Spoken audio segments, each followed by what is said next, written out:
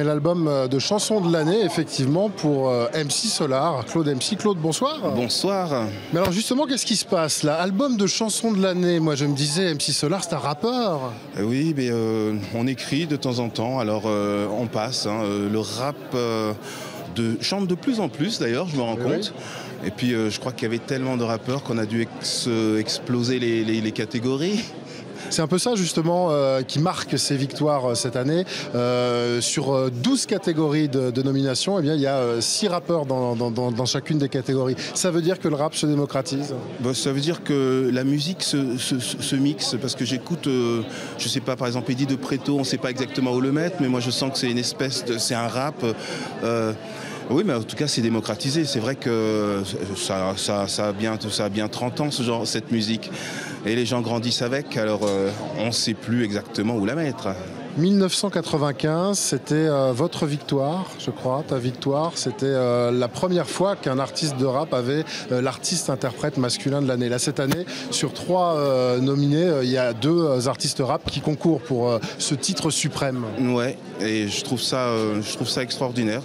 Je me souviens d'un temps où on se demandait si c'était de la musique, et on est quelques années après et on se rend compte que c'est de la musique, que ça participe, je crois, bon, c'est plus une guerre, là, ça en est la preuve. Qu'est-ce qui a changé, Claude, dans toutes ces années dans le rap? Justement, le rap a changé, on rappe plus de la même manière, on fait plus le même métier.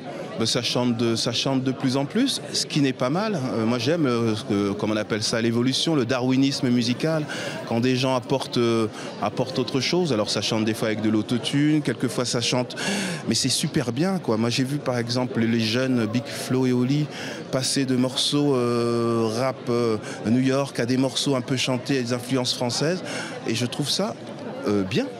L'essentiel est d'avancer. Il n'y a plus de frontières, c'est ça en fait. Musicalement, c'est vrai que voilà, on se retrouve dans une époque où tout est possible. Ouais, la musique électronique, je vois presque tous les gens qu'on va voir aujourd'hui, en fait, sont passés de là à là. C'est-à-dire que la musique électronique a influencé, à mon avis, la musique globale dans le monde entier. Allez, on espère que tout ça vous portera chance, Claude, dans cette catégorie évidemment de l'album de l'année. Et puis voilà, il portera chance aussi à tous les rappeurs ce soir. Donc 6 sur 12 en nomination, ce qui fait beaucoup. Et le plus nommé ce soir, eh bien, c'est Orelsan avec 3 possibilités de victoire. Voilà ce qu'on attend de cette soirée ici à la scène musicale.